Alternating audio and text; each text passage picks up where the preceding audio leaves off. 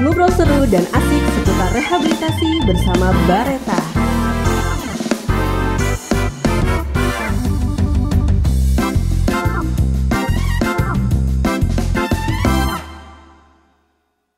Halo sahabat Bareta, saat ini Anda masih bersama dengan kami dalam program musik ngobrol seru dan asik bersama Radio Bareta, ruang advokasi dan informasi orang tua dan keluarga Bareta. Ngobrol seru dan asik seputar rehabilitasi bersama Bareta.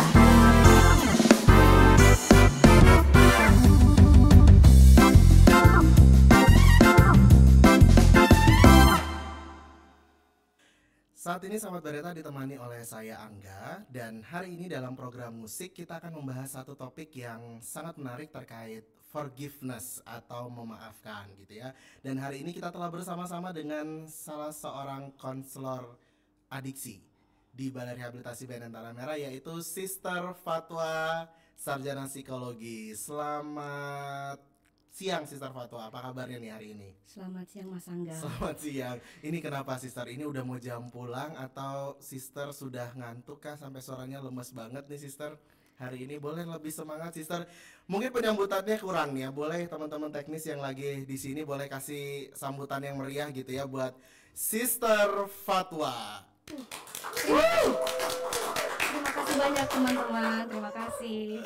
Oke, Mas Angga, gimana kabarnya hari ini? Luar biasa, Luar biasa. Sister. Luar biasa. Ini awal tahun tapi sudah luar biasa menguras segala-galanya nih Sister ya. Udah dibikin deg-degan gitu ya dari awal tahun. Memang luar biasa. 2024 kayaknya kita makin oleng nih kayaknya. Makin oleng.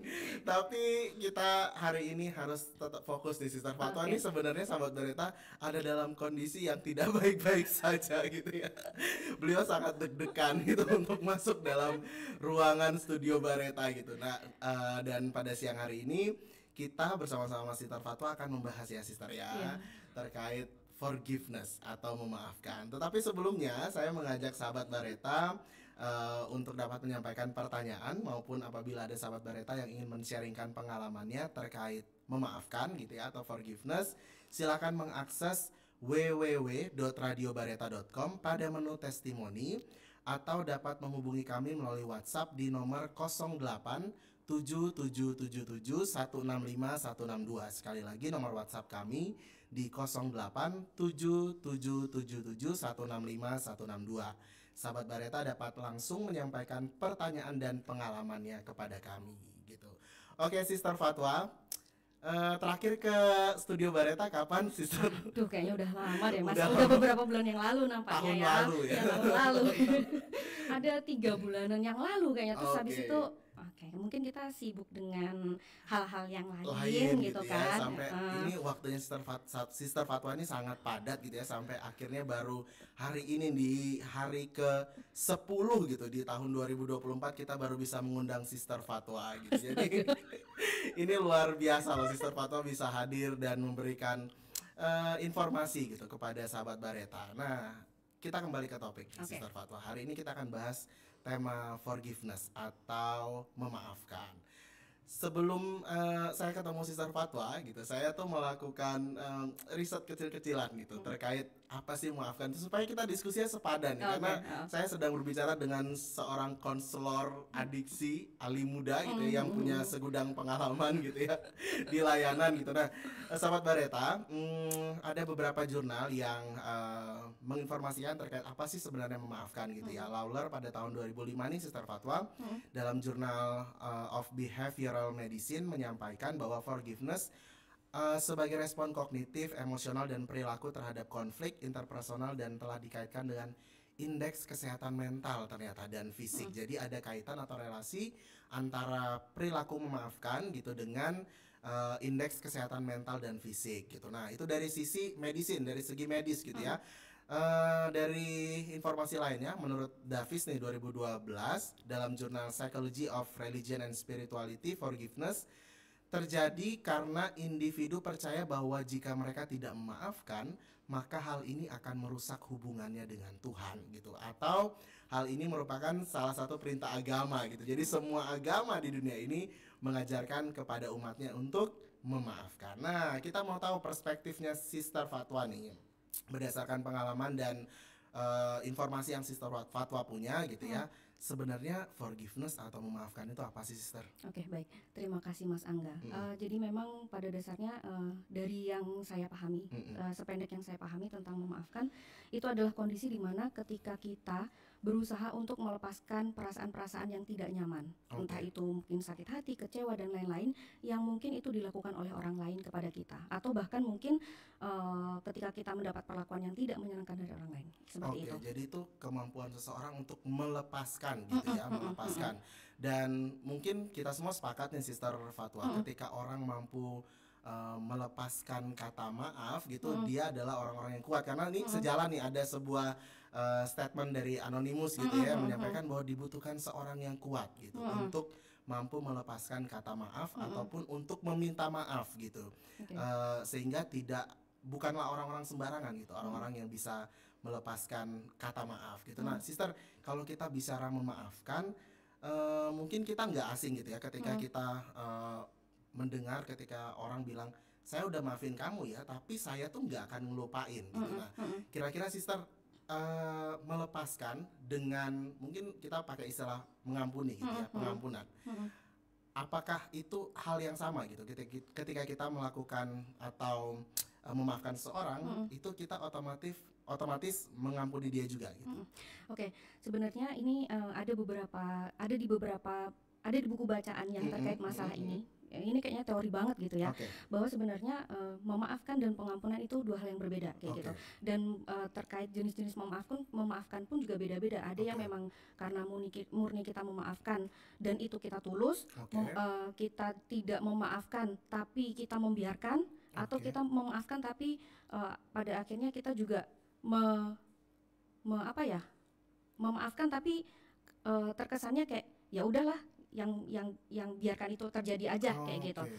Kemudian sebenarnya juga di satu sisi kita memaafkan pun ada di kondisi yang ya pokoknya aku nggak pengen mengingat itu lagi, seperti itu. Jadi memaafkan ini sebenarnya kalaupun memang kita tulus benar-benar memaafkan, kita di kondisi yang kita mencoba untuk tidak lagi mengingat-ingat apa yang terjadi. Meskipun itu pernah terjadi, tapi kita tidak mengambil pusing tentang itu. Meskipun kita sebenarnya punya pengalaman tentang hal itu. Berarti memaafkan itu sendiri adalah ketika dia tulus gitu ya. Ketika dia tulus, harusnya dia tidak lagi mengingat apa yang terjadi di masa lalu. Dan statement Sister Fatwa yang pertama tadi bahwa memaafkan itu beda loh dengan pengampunan gitu ya. Ketika kita memaafkan itu dua hal yang berbeda gitu dengan mengampuni. Tetapi ketika seseorang sudah mampu menyampaikan kata maaf atau memaafkan gitu ya, kalau dia tulus gitu, dia sudah bisa tidak mengingat-ingat lagi gitu. Sister Fatwa, mungkin saya ingin bertanya sedikit nih, kapan sih kita itu seharusnya memaafkan orang gitu? Apakah ketika orang itu sudah bertobatkah dari kesalahannya, atau ketika dia sudah sujud di kaki kita lalu bilang, Sister, saya minta maaf banget gitu. Kapan sih sebenarnya Sister kita itu harus memaafkan?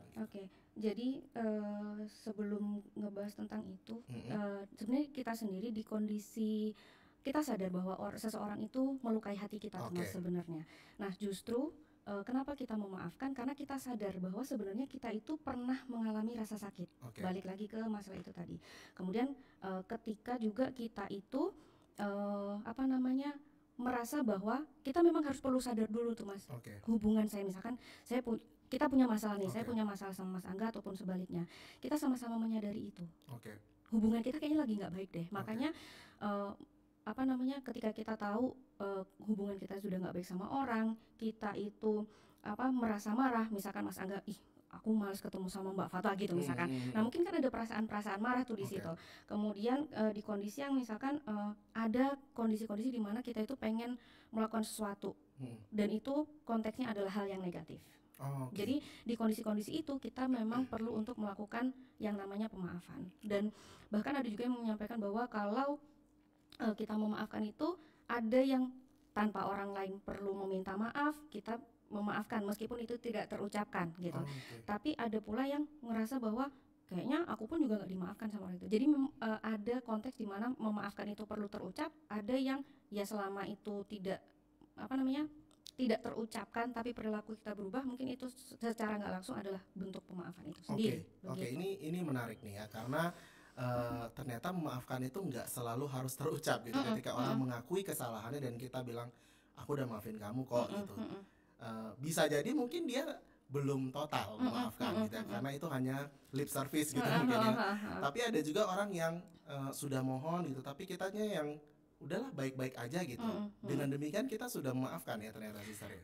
Iya, cuman ya jadinya mungkin bagi satu orang berpikir bahwa ya udah itu yang jelas udah nggak terjadi lagi gitu kan. Ada juga yang menyampaikan ya udah nggak masalah begitu. Oke, jadi memang ini ya menarik ya kalau kita bilang memaafkan ini. Kadang ketika kita tidak mengucapkan kata maaf itu, tapi kita berperilaku seperti semuanya baik-baik saja gitu. Kita memperlakukan orang itu seperti dulu ketika dia tidak melakukan kesalahan. Bisa jadi mungkin juga rasa marah, rasa apa segala macam itu seperti dipendam gitu. Jadi semacam fenomena gunung es gitu ya sister gitu. Nah, ini kembali ke statement Sister Fatwa di awal gitu. Ketika seseorang itu dikatakan memaafkan, berarti dia memang seseorang yang sudah mampu melepaskan gitu ya, melepaskan persoalan yang dia hadapi gitu. Nah, Sister Fatwa, mungkin saya ingin bertanya lebih lanjut nih. Sebenarnya syarat dan tahapan ketika kita disebut memaafkan itu, tahapannya seperti apa sih, Sister? Oke, baik. Terima kasih Mas Angga. Jadi kalau dibilang tahapannya itu seperti apa? Jadi yang pertama bagi kita, kadang ini kan memaafkan itu nggak melulu tentang bagaimana orang lain ke kita, tapi bisa jadi karena kita dengan diri kita sendiri, kita lebih sering menyalahkan diri kita dan segala macamnya itu juga termasuk hal yang perlu kita lakukan pertama nih sebelum kita memaafkan orang lain kayak gitu. Untuk tahapan-tahapannya sebenarnya belajar dari apa yang pernah terjadi dengan diri saya sendiri. Bukan nggak tahu ya dibilang curhat atau gimana, tapi lebih pada kita memflashback dulu apa yang sebenarnya pernah terjadi dengan suatu kejadian itu. Maksudnya apa yang pernah terjadi? Kayak merecall kembali gitu ya. Kita berusaha untuk merecall. Memang di sini kondisinya itu nggak gampang Mas Angga, karena memang kita harus benar-benar bahasanya tuh kayak mengingat-ingat, merasakan pada saat itu kondisinya seperti apa. Dan itu nggak mudah. Ya, dan itu memang butuh proses yang nggak hanya sekali aja tuh. Bisa jadi ibarat kata ini kalau misalkan kita ngikut terapi pemaafan itu pun sebenarnya juga ada, dan itu berjalannya nggak hanya sekali, bisa jadi berkali-kali karena tergantung nih dari sakitnya kita seperti apa, seperti itu. Nah, setelah kita sadari, kita berusaha merecall apa yang terjadi dengan diri kita, kemudian kita berusaha untuk berpikir lagi tuh bahwa ini kalau misalkan aku dengan perasaanku yang seperti itu, dengan tetap dengan rasa sakit itu, akan bagaimana? Kalau misalkan ini dilepaskan akan seperti apa? Jadi di sini kita berusaha untuk mulai memilah, aku perlu memaafkan atau tidak. Di sini kita perlu untuk kayak mengambil keputusan gitu loh, kayak ini kayaknya aku perlu maafin dia atau enggak sih? Atau tetap dengan yang seperti ini aja deh, kayak gitu. Kayaknya terlalu mohon maaf ya. Sister Fatwa semakin ini kesini semakin semangat gitu. Tadi karena sudah disemangati oleh teman-teman gitu ya. Dan selain itu juga ketika kita sudah memutuskan untuk memaafkan, maka ya kita melakukan pemaafan itu sendiri. Kayak gitu. Jadi memang mulai dari mengidentifikasi dari rasa marah itu sendiri, kemudian kita mengambil keputusan untuk memaafkan dan akhirnya melakukan pemaafan itu sendiri. Jadi memang kita perlu untuk mencari tahu dulu sih sebenarnya kayak gitu. Nggak usah jauh-jauh dengan lingkungan di luar rumah kita ya, di dalam rumah kita sendiri aja dulu. Mungkin orang tua kita pernah melakukan hal seperti itu, kayak gitu. Kayak misalkan kenapa sih dulu waktu kecil kita seperti ini kayak gitu. Jadi kita perlu untuk merecall pada saat dulu kita kecil itu seperti apa. Dan apalagi nih kalau misalkan kita ngomongin terkait klien-klien kita di sini gitu ya.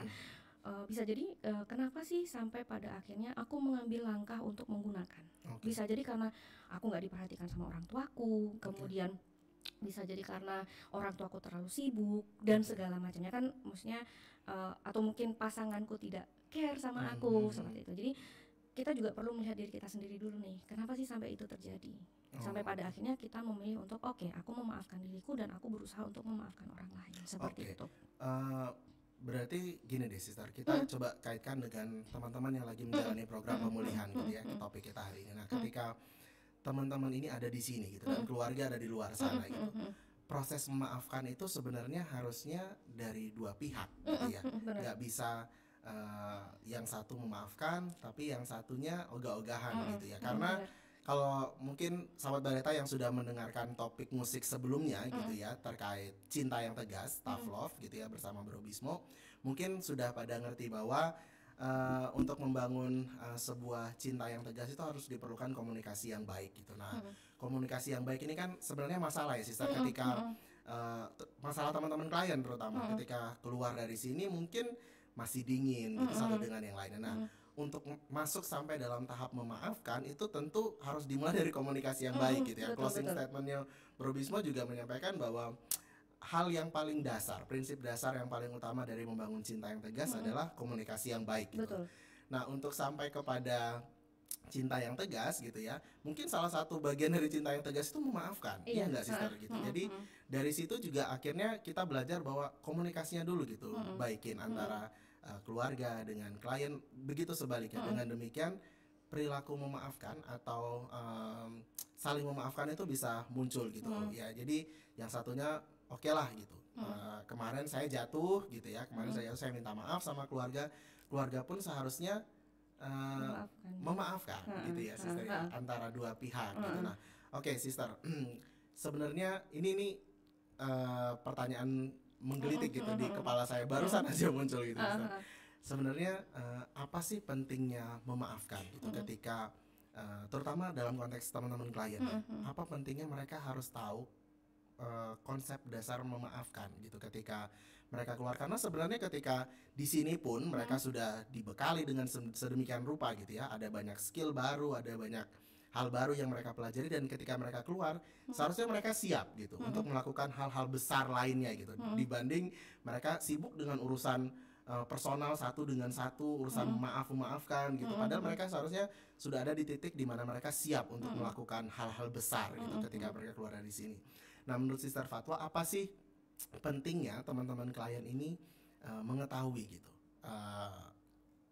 konsep dasar memaafkan, bahkan mungkin keluarga gitu, kenapa keluarga menjadi harus tahu gitu terkait forgiveness ini? Silakan sister. Baik, terima kasih. Jadi kenapa sih harus memaafkan? Karena balik lagi, kalau misalkan kita nggak maafin nih, bisa jadi kan hubungan kita dengan orang lain tuh jadinya nggak baik gitu.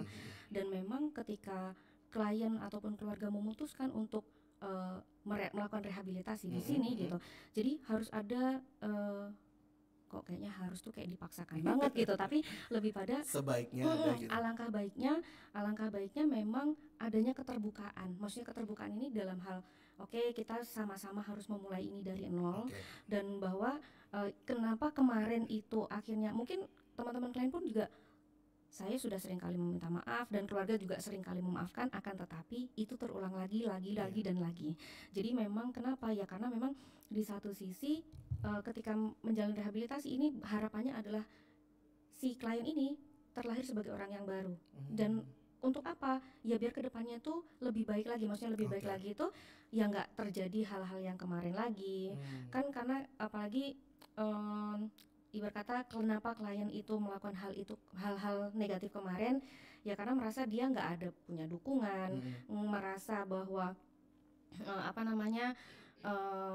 selalu merasa dicurigai, muncul rasa sakit hatinya klien dan segala macamnya itu, atau teman-teman yang ada di dalam pemulihan ini gitu. Jadi ya pelan-pelan belajar untuk bagaimana menerima kondisinya dia. Jadi dia harus perlu juga menyadari bahwa ya aku memang pernah melakukan salah dan aku perlu untuk memaafkan diriku gitu, biar pemulihanku ini tetap berlanjut gitu. Karena kan bisa jadi kalau misalkan orang di stigma apa segala macam, jadinya ngerasa bahwa ya udah deh, melakukan kesalahan lagi nggak masalah juga gitu. Karena ujungnya di stigma juga. Ujungnya di stigma juga. Itu mungkin Mas Angga. Jadi ini penting ya buat teman-teman yang di luar gitu ya, yang sudah selesai menjalani program rehabilitasi, maupun buat keluarga juga. Karena ya kita sepakat bahwa pemulihan itu adalah perjalanan seumur hidup dan tugas untuk memberikan dukungan pemulihan itu bukan cuma dari teman-teman terapis di sini ya sister ya, tapi juga tugas keluarga di luar gitu. Maka dari itu forgiveness atau memaafkan ini menjadi hal yang sangat penting gitu buat teman-teman klien gitu ya, nantinya selesai menjalani program pemulihan. Dan dukungan pemulihan itu harus berlangsung seumur hidup gitu ya, nggak bisa ketika baru keluar sehari 2 hari baik tuh komunikasinya, nanti karena udah masuk hari ketiga, hari keempat, bahkan mungkin sebulan 2 bulan mulailah itu keluarga stigma lagi. Itu yang kita harap keluarga itu bisa menghindari hal-hal demikian, sehingga progres pemulihan klien itu bisa terus berlanjut gitu ya. Dukungannya itu tidak hanya dari dalam sini gitu, tapi tugasnya ada di keluarga gitu ya, Sister Fatwa. Oke, baik Sister Fatwa, ini kita diskusi kita udah lumayan panjang, dan karena kita dibatasi oleh durasi juga nih Sister, boleh dong kasih final statement atau closing statement terkait topik yang sedang kita bahas. Silakan Sister. Oke, baik, terima kasih. Jadi memaafkan itu adalah melepaskan diri dari sakit hati. Memaafkan itu juga karena memang kita sendiri yang butuh untuk damai dan tenang. Mungkin itu aja sih Mas. Itu menarik ya. Memaafkan itu adalah kesempatan kita juga untuk meraih kedamaian gitu. Bukan kedamaian itu bukan diberikan oleh orang lain gitu ya, tapi dihadirkan oleh diri sendiri. Dengan kita melakukan atau memberikan maaf kepada orang, kita juga sedang meraih kedamaian itu. Nah, sahabat Bareta semua, terima kasih banyak nih, kita sudah dapat informasi yang luar biasa dari Sister Fatwa siang hari ini. Saya ingin menutup sedikit topik kita pada hari ini, diskusi-diskusi kita pada hari ini dengan sebuah statement bahwa satu di antara keputusan yang paling berani yang pernah kita buat adalah memaafkan gitu. Ketika kita mampu untuk memberikan maaf, itu adalah langkah berani kita atau keputusan kita yang paling berani gitu dalam hidup, sehingga kita mampu melepaskan kata maaf. Walaupun tadi ya catatannya bahwa melepaskan itu mungkin tidak mengampuni, tidak lain sebagainya, tapi dengan melepaskan seperti Sister Fatwa bilang, kita sudah berhasil meraih kedamaian gitu. Oke, sahabat Bareta, itu dia tadi diskusi yang menarik tentang forgiveness. Demikianlah program musik Ngobrol Seru dan Asik hari ini. Sahabat Bareta bisa menemukan kami melalui berbagai platform media sosial di @infobnn_rehab_tanah-merah. Kami juga mengajak sahabat Bareta untuk berpartisipasi, memberikan saran topik dalam program musik selanjutnya. Sahabat Bareta dapat memberikan komentar dan saran melalui www.radiobareta.com pada menu testimoni, atau melalui WhatsApp di nomor 087777165162. Sekali lagi di 087777165162. Dari studio utama Radio Bareta, saya Angga bersama narasumber hebat kita, Sister Fatwa. Boleh dong kasih tepuk tangannya lagi dong, tim teknis buat Sister Fatwa. Terima kasih. Kami pamit undur diri dari Ruang Dengar Sahabat Radio Bareta, ruang advokasi dan informasi orang tua dan keluarga. Keluarga sehat, keluarga bahagia. Ngobrol seru dan asik seputar rehabilitasi bersama Bareta.